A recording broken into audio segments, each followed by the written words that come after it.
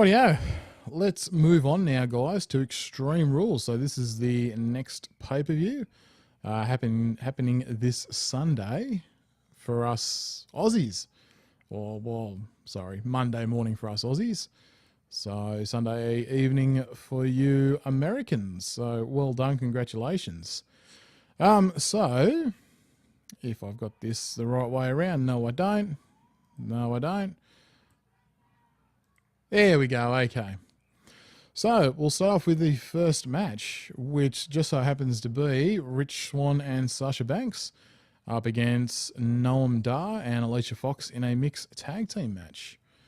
So the storyline basically of this one is Rich Swann was standing up for his buddy Cedric Alexander after Alicia Fox broke it off with him and Cedric got injured, sending, stupid packages to Alicia Fox and, creating a bit of a division between Noam Dar and her just for the fact of it. Anyway, it didn't end up happening. Noam and Alicia beat the crap out of Rich Swann, and Sasha come out and decided it's going to be a mixed tag team match. So, yeah, exciting times. Exciting times in the Cruiserweight division. But this may be a mixed tag team match, but it is probably the first pay-per-view with two Cruiserweight technical matches on the card, even though this is combined with a couple of women. So, yeah, finally Cruiserweight's breaking a little bit of ground there, but how much ground, who knows? Who knows, to be honest with you. So up next, speaking of the Cruiserweights, we have Neville versus Austin Aries in a submission match. So this is now the fourth pay-per-view-ish match in a row with the same two guys. This is the first match with a stipulation on it for the Cruiserweight title, so could end up finally changing hands. I don't honestly know. Neville's now enlisted the help of TJP and also Tony Nese. A bit of a mentor-y kind of role for them. And Austin Aries is taking kind of Jack Gallagher underneath his wing. But yeah, locked in the last chancery, as the movie's called, on Neville, and he bravely tapped out, even though it didn't count. It wasn't a match or anything, but yeah, that's what's kind of led to this submission match.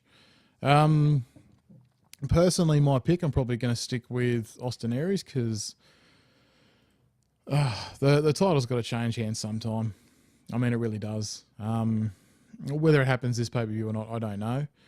If it doesn't happen this pay-per-view, I don't want to see Austin Aries versus Neville ever again in my life, especially for a title. So fingers crossed it does not happen. Just going back to a last match before I forget, I'm going to go with Rich Swann and Sasha Banks for this one, just for the fact of going for them. So, yeah. So as long as I don't see this match again, I'll be very, very happy, even though if Austin Aries does win, Neville will get a rematch. But, yeah, unfortunately, it's not a match that's doing much for me. The first couple of matches were very, very good.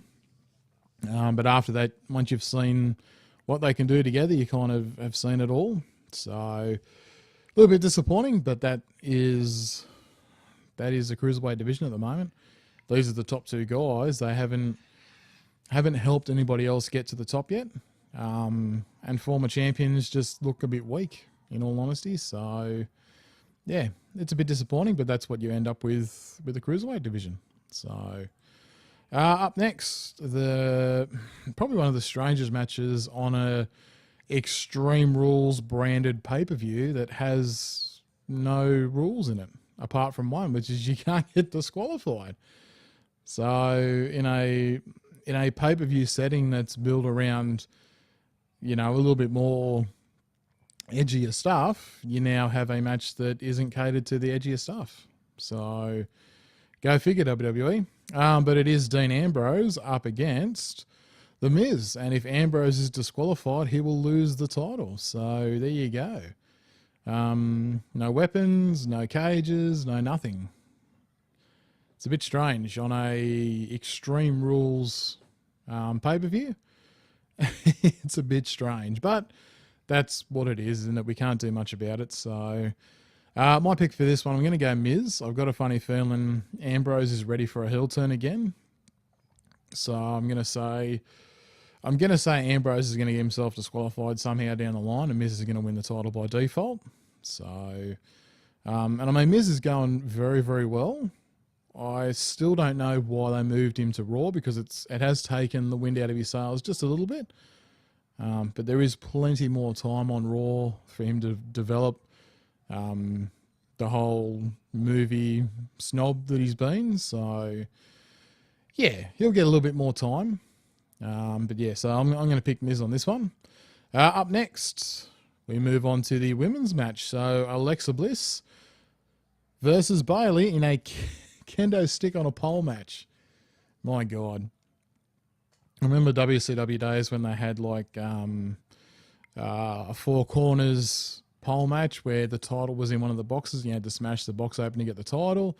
We've seen Pinata on a pole matches. You know, we've seen kendo stick on a pole match before, but that's like during the Attitude Era. Now it's during the new era, as they call it. So, yeah. The last segment for Bliss and Bayley was the terrible "This Is Your Life" segment on Monday Night Raw this week just gone, and it was shocking. It was. So really, really terrible. Not the greatest build up, in all honesty. Yeah, it was quite shocking. So trotted out an ex-boyfriend and her ex-best friend that ended up making out on the stage. They had Barbie dolls there that said she currently played with and all that kind of thing. So Alexa Bliss as a champion is a really good champion. She may be small and tiny and very underrated, but she's a very good wrestler, which is really cool. And Bayley's very, very good too. But the fact that Bayley's being catered to for the young girls in the audience is starting to turn, you know, a lot of the crowd reaction she was getting before. It's starting to turn it back around now, so she's not getting that anymore, which is a quite interesting dynamic for somebody who is meant to just play a pure babyface and that's it. So I have no doubt we'll see probably a little bit more aggression in this. Bliss has used the kendo stick on a pole. Used the kendo stick weapon a couple of times in the last few weeks and bashed the crap out of a few different people. I think Mickie James and somebody else copped it as well. So, yeah, she's used the weapon for great destruction, I could say. Probably the best word I could use in my limited vocabulary. Yeah, Bayley hasn't really had a chance to swing it too much. So we will see what kind of aggression actually comes out from Bayley at this. But my opinion is Bliss will retain. And yeah, we shall move on from there in the women's division. What they're going to do going forward with the title, who the hell knows? But that's probably the idea. So up next, probably one of the better matches of the night, in all honesty. The Hardy Boys versus Cesaro and Sheamus in a steel cage match. This could be very, very good. This has the makings to be quite entertaining, I think. You've got the nostalgia act of the Hardy Boys that have come back after, I don't know, probably 8 or 9 years of not actually being in the WWE.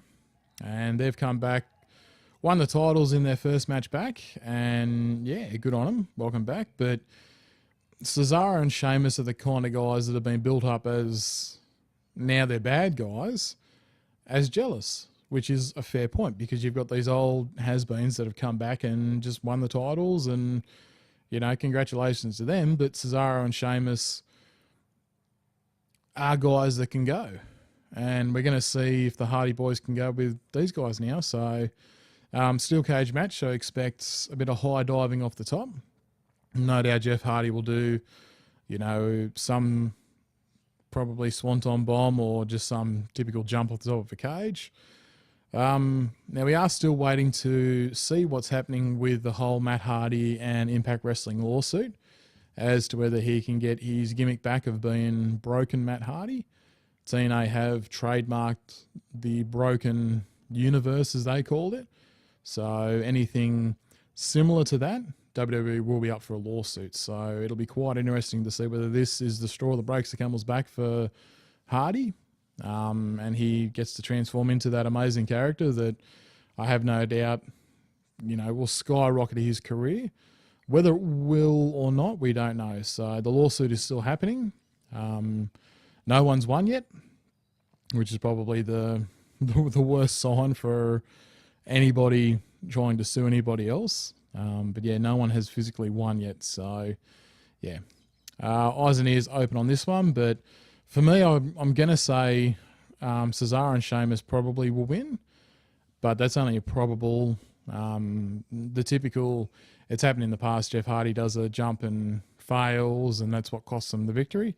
So there's a possibility there they could change up the broken Matt Hardy gimmick to something else. So just let him snap for a little bit and let him go a bit psycho in the next few months until they can sort out what's happening with the broken gimmick and whether he can get it back or not. But yeah, so that's that match. And then we move on to the main event of the evening. Oh, this one's going to be a doozy. So we have Roman Reigns, Seth Rollins, Finn Balor, Samoa Joe, and Bray Wyatt. Number one contenders match for the Universal title.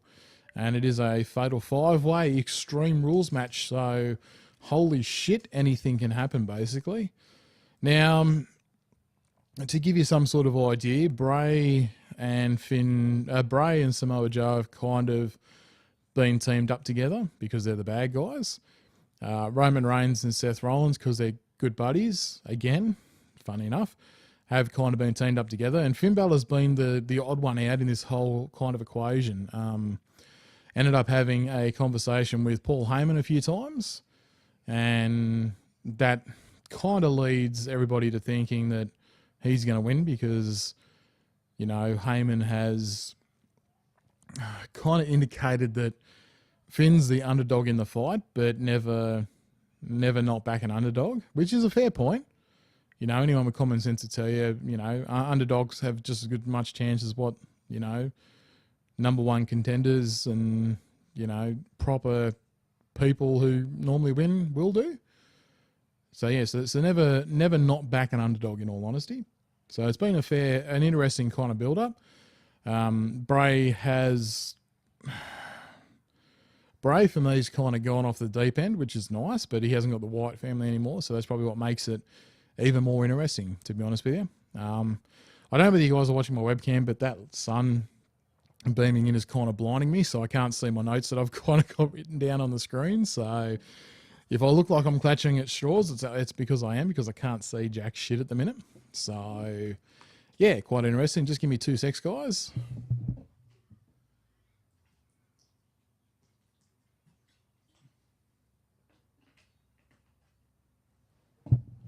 That's better. Lubricate the old voice again because it's a bit sore. Yeah, so this match is going to be quite interesting to see, being an Extreme Rules match. So pretty much anything is going to go, and anything can go.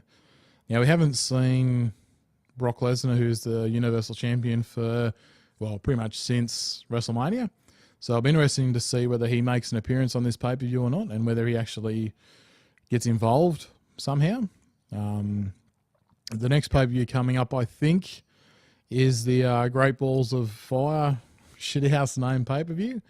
So it will be interesting to see if that's where they're going to have the number one contender versus Brock Lesnar for the Universal title. I'd have no doubt that's probably where it's going to be, but we will see. For this match, I really don't know. It can go one of many ways. Like Samoa Joe versus Brock Lesnar is a dream match. Two big men just going hell for leather. Joe in his peak was an absolute beast, and Brock Lesnar is the beast, basically. So that could be a good matchup. Brock versus Bray Wyatt, that would be, a mental and physical match, I reckon. Bray playing a lot of mental games and Brock Lesnar just straight up power, so could go either way.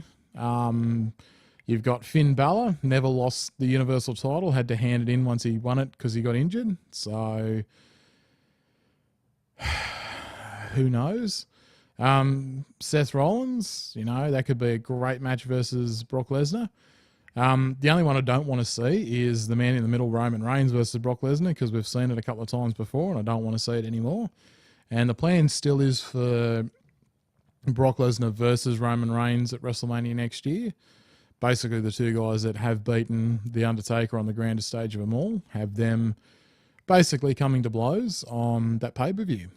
So whether that's, part of the build-up, put them in a match next month, I don't know.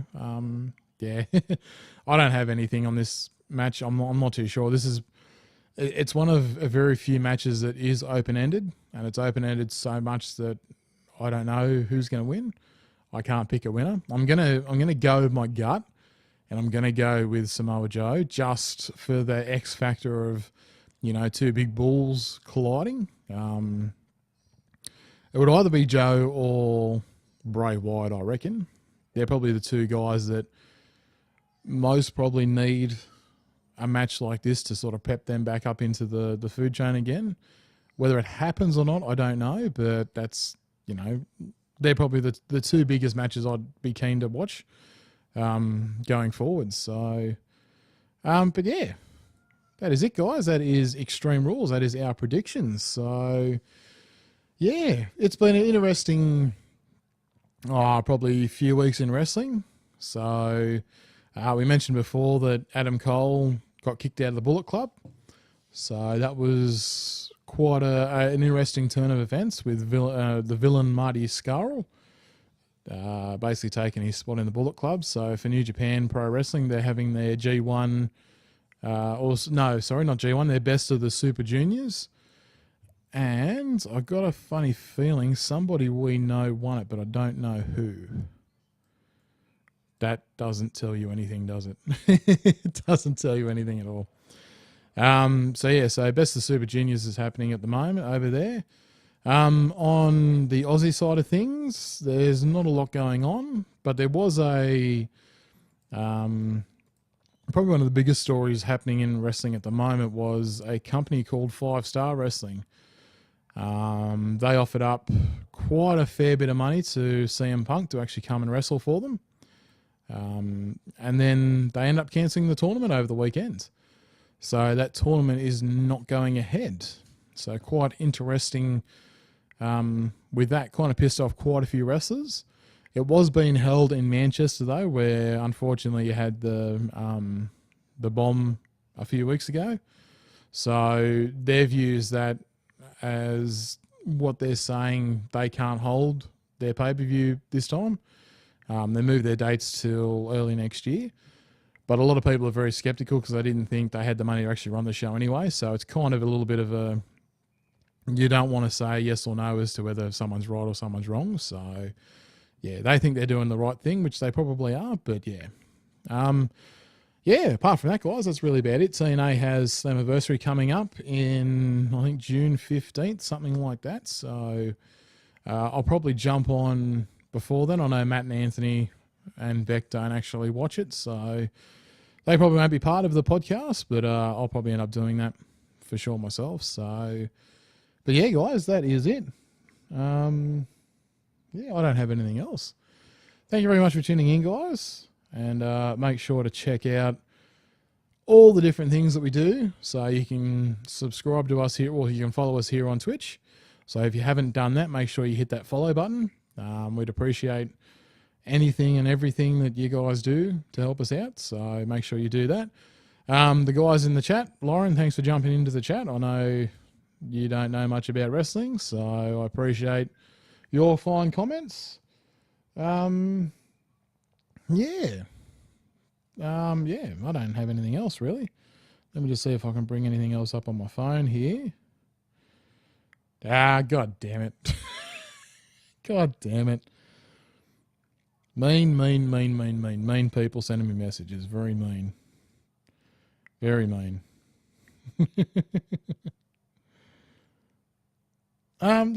Right, I have nothing else, guys. So thanks for tuning in. And stick around later. The Savo, I will probably jump on and do a bit of gameplay of something. But yeah, I've got to check on my super coach going forward for the next little bit and watch a bit of football. So thanks for tuning in, guys. This has been the Conerpost right here on Knowledge Acquired. And stick around for more in the futures. Thanks for watching, and yeah, catch you next time.